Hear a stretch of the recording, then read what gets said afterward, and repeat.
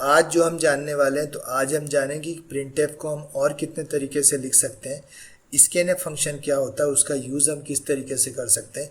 Even हम ये जानेंगे कि वेरिएबल्स क्या होते हैं और उन्हें हम किस तरीके से डिफाइन करते हैं। तो सबसे पहले चलते हैं वेरिएबल्स पर, समझते हैं वेरिएबल्स क्या होते हैं और किस तरीके से हम उन्हें डिफाइन करते हैं। आपको याद है कि जब आप स्कूल्स में हुआ करते थे तो आपको एक वैल्यू निकालनी होती थी जिसका नाम x होता था, जो कभी भी ज्ञात नहीं हुआ होता था, अज्ञात होता था, और हमेशा आपको x निकालना पड़ता था कि एक्चुअली ये x है क्या। आप मान लेते थे x इक्वल टू 2 या x इक्वल टू 10 या x इक्वल टू 20। तो मैं यहाँ मान के चल रहा हूँ कि x इक्वल टू 10 जब आप लिख रहे होते थे तो ये x जो है ये एक वेरिएबल है और 10 जो है वो उसकी वैल्यू है जो इस x के अंदर इंटर कर रही है। और ऐसे ही आपको वेरिएबल डिफाइन करने पड़ते हैं प्रोग्रामिंग लैंग्वेजेस में, जो आज आप डिफाइन करेंगे सी में। आज आपको एक प्रोग्राम बनाना है। मान लीजिए आप एक प्रोग्राम क्रिएट करना चाहते हैं जहां आप यूज़र से 2 वैल्यू लेंगे और यूज़र से वैल्यू लेने के लिए हम एक फंक्शन का यूज़ करेंगे जिस फंक्शन का नाम है स्कैनएफ। ओके, इस फंक्शन का हम यूज़ करेंगे स्कैनएफ का यूज़र से वैल्यू इंटर कराने के लिए। पर इस वैल्यू को इंटर कराने के लिए हमें सबसे पहले डिफाइन करना होगा वेरिएबल्स को, और वेरिएबल्स क्या होते हैं इन्हें समझते हैं। ओके, सो जैसे ही आप प्रोग्राम में इंटर करते हैं तो आपको वेरिएबल लेना पड़ता है, और वेरिएबल का नाम आप जैसे ही डिफाइन करते हैं, मान लीजिए आपने लिखा इंटीजर, इंट। मैं आपको अभी एक्सप्लेन करता हूँ, थोड़ा सा पेशेंस रखिए। इंट क्या होता है मैं आपको अभी बता दूंगा, पर अभी के लिए मान लीजिए कि एक रूल है कि आपने इंटीजर लिखना है और आपने इंट लिख दिया। ठीक है, मैं आपको आगे एक्सप्लेन कर रहा हूँ, बी पेशेंस, थोड़ी देर पेशेंस रखिए, मैं आपको सब कुछ एक्सप्लेन कर दूंगा। अभी मान लीजिए आपको वेरिएबल बनाना है और वेरिएबल बनाने के लिए आपने इंट मेंशन कर दिया। अब अभी के लिए इतना जान लीजिए कि इंट एक डेटा टाइप है, मीन्स वेरिएबल किस तरीके की वैल्यू होल्ड करेगा, इसको समझाने के लिए आपने इंट लिख दिया यहाँ पर। बाकी मैं आपको आगे एक्सप्लेन कर रहा हूँ। और आपने यहाँ पहला वेरिएबल डिफाइन किया a, और आपने यहाँ पे कॉमा दे दिया।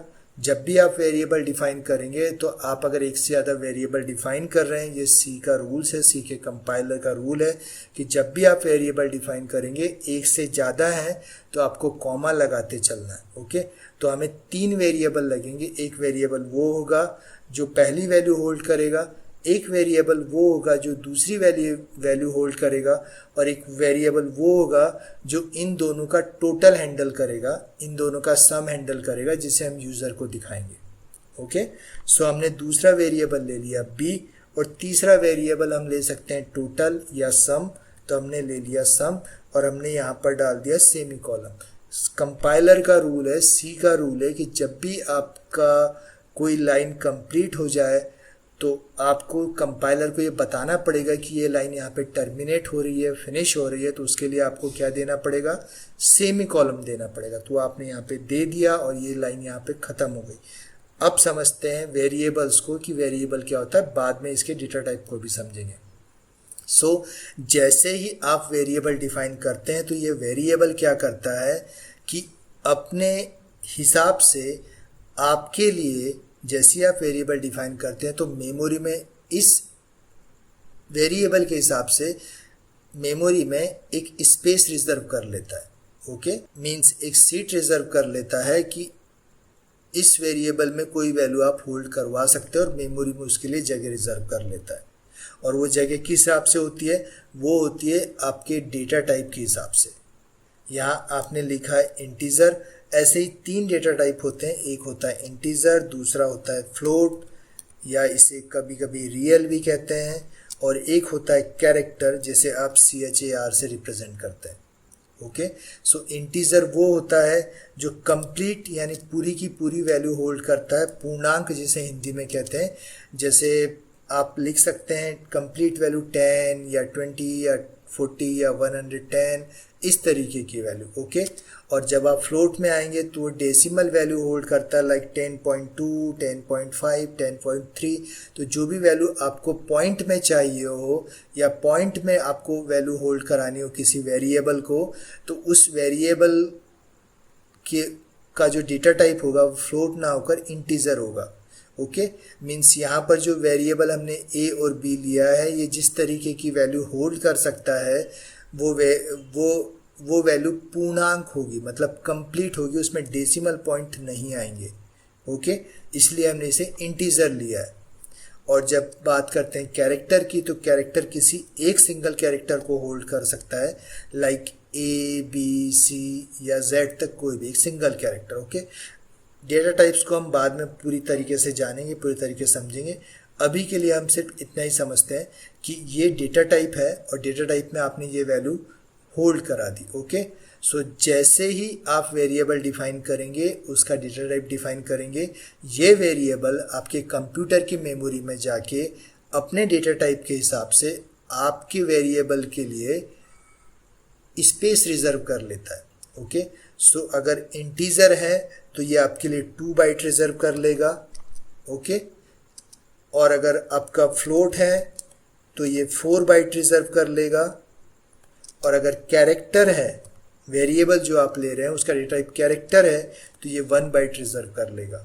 ओके, कि जब इंटीजर की बात करते हैं तो इंटीजर में ये 2 बाइट होगा या 4 बाइट होगा, ये कंपाइलर पर डिपेंड करता है। मींस अगर आप जीसीसी कंपाइलर यूज़ कर रहे हैं तो ये 4 बाइट रिजर्व करेगा। मींस किसी नए कंपाइलर को ले रहे हैं तो 4 बाइट रिजर्व करेगा। और अगर आप टर्बो सी या C++ में काम कर रहे हैं, डेव सी में काम कर रहे हैं, तो वहाँ पर आपके लिए 2 बाइट रिजर्व करेगा। It depends on the compiler कि 2 बाइट होगा या 4 बाइट होगा। इसलिए हम इंटीजर में मान के चल रहे हैं, इंटीजर जो अपने लिए रिजर्व करता है वो 4 बाइट हो सकता है। इसलिए हम मैक्सिमम वैल्यू लेते हैं कि इंटीजर अपने लिए 4 बाइट रिजर्व कर रहा है। ओके, सो ये क्या करेगा कि आपकी जो मेमोरी होती है कंप्यूटर के अंदर, उस मेमोरी में इस वेरिएबल के लिए इसकी वैल्यू होल्ड कराने के लिए 4 बाइट रिजर्व कर लेगा।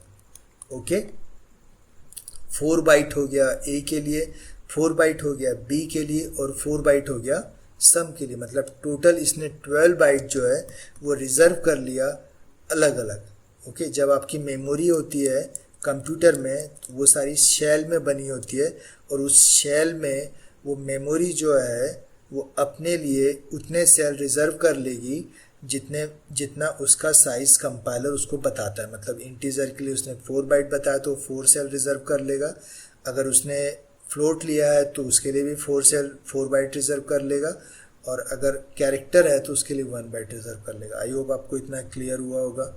ओके, सो आपने यहाँ पे वेरिएबल ले लिया, अब इन वेरिएबल्स में वैल्यू आएगी। ओके, सो अब आप क्या करेंगे, आप यहाँ पर आएंगे और यहाँ आपको यूज़र को एक मैसेज देंगे। क्या मैसेज देंगे, आप यहाँ लिखेंगे enter the value of A and B. Okay, आप क्या लिख रहे हैं, आप लिख रहे हैं enter the value of A and B. Means user अपनी वैल्यू इंटर करेगा और वो वैल्यू कहाँ आएगी, वो ए में स्टोर हो जाएगी और दूसरी वैल्यू आके बी में स्टोर हो जाएगी। ओके, जो यूज़र वैल्यू देगा। पर यूज़र ने अभी वैल्यू दिया नहीं है, यूज़र को आपने सिर्फ मैसेज दिखाया कि यार इंटर करो 2 वैल्यू जो आप चाहते हो। ठीक वैसे ही जैसे एटीएम में जाने के बाद आपसे पूछा था inter your pin number, that doesn't mean कि पिन नंबर आपके एटीएम तक पहुंच चुका है। आपको पिन नंबर इंटर कराना पड़ेगा। और मान लीजिए एटीएम अगर सी में बना होता तो वो वैल्यू होल्ड कराने के लिए एटीएम का आपके 4 डिजिट्स का पिन नंबर आपसे लेने के लिए उस एटीएम में यूज़ हो रहा होगा स्कैनएफ फंक्शन। ठीक है, सो जैसा आप स्कैनएफ को यूज़ करते हैं तो स्कैनएफ में आपको देना होगा इन्वर्टेड कॉटो ओपन और क्लोज, और इसके अंदर आपको डिफाइन करना पड़ेगा कि किस तरीके की वैल्यू का डेटा आपको लेना है। तो आपको लेना है इंटीजर टाइप। तो जब भी आपको इंटीजर टाइप लेना हो, मान लीजिए आप इंटीजर लेना चाहते हैं, तो इसके लिए आप %d या %i यूज़ करेंगे। माफ़ कीजिएगा, क्या यूज़ करेंगे, %d या %i यूज़ करेंगे। ओके, सो मैं यहाँ लिखूँगा, मुझे 2 वैल्यूज़ चाहिए, कौन कौन सी, %d, ओके, 2 बार %d, क्योंकि मुझे एक वैल्यू a की चाहिए और एक वैल्यू b की चाहिए। तो c का रूल है कि आपको जितनी वैल्यू आप यूज़र से लेना चाहते हैं, आपको इन्वर्टेड कॉटो के अंदर उतनी वैल्यू को बगैर स्पेस के या बगैर सेमी कॉलम के कंटिन्यूसली लिखना पड़ेगा। और डेटा टाइप मेरा इंटीजर है, इसलिए मैं दूंगा %d या %i। और अगर मेरा डेटा टाइप वेरिएबल का डेटा टाइप मेरा होता फ्लोट, तो मैं यहाँ पे यूज़ करता %f। क्या यूज़ करता?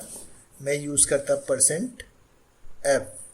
ओके, ये जो %d और %f आप यूज़ करते हैं, इसे हम कहते हैं फॉर्मेट स्पेसिफायर। सी की लैंग्वेज हम इसे क्या कहते हैं? हम इसे कहते हैं फॉर्मेट स्पेसिफायर।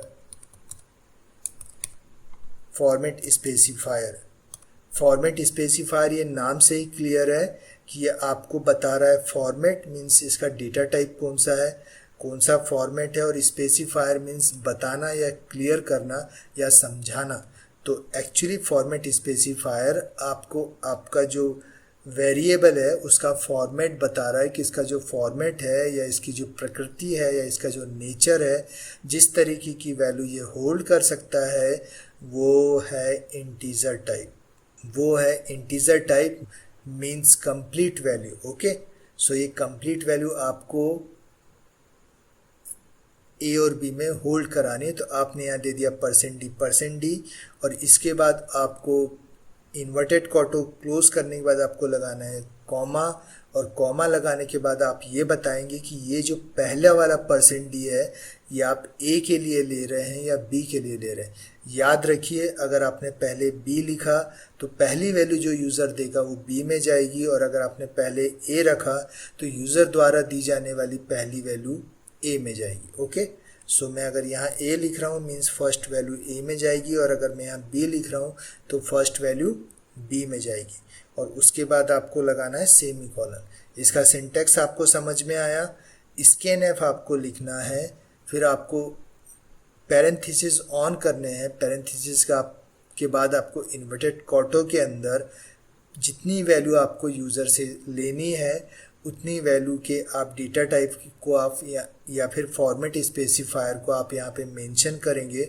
तो मुझे ए और बी लेना था और ये दो है, तो मैंने 2 बार फॉर्मेट स्पेसिफायर %d लिया। मैं चाहूँ तो यहाँ पे %i भी ले सकता हूँ, पर मोस्टली %d यूज़ होता है, इसलिए ज़्यादातर लोग %d का यूज़ करते हैं। मैं यहाँ पे %d भी ले सकता हूँ, %d और i दोनों इंक्लूड भी कर सकता हूँ।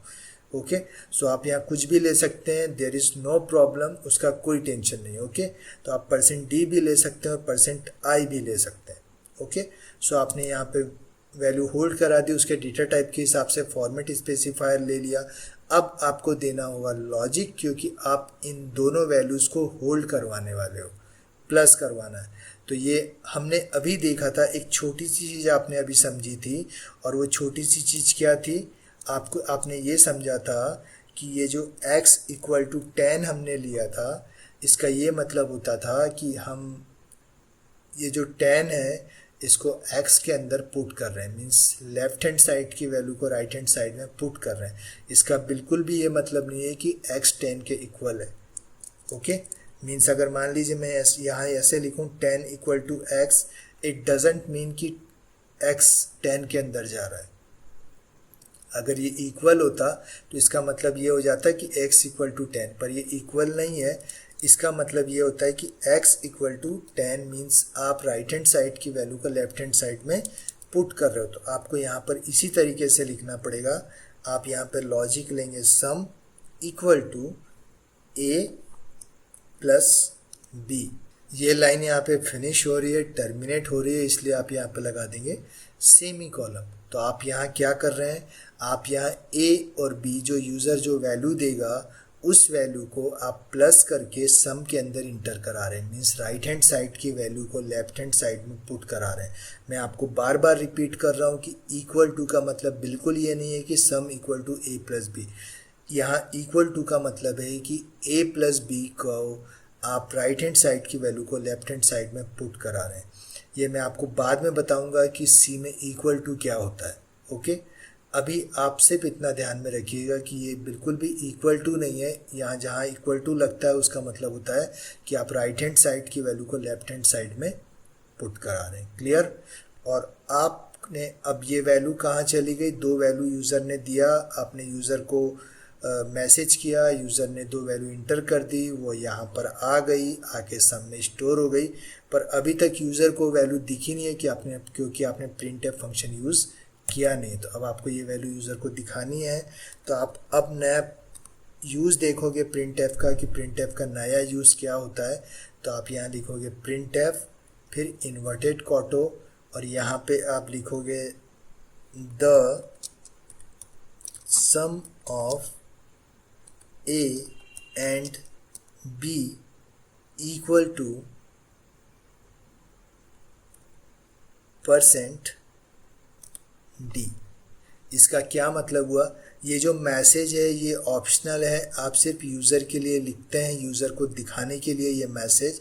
सो आपने लिख दिया यहाँ पे कि the sum of A and B equal to percent d. Percent d means ये जो सम है ये भी आपने कैसा डिफाइन किया है, इंटीजर टाइप का डेटा टाइप डिफाइन किया है।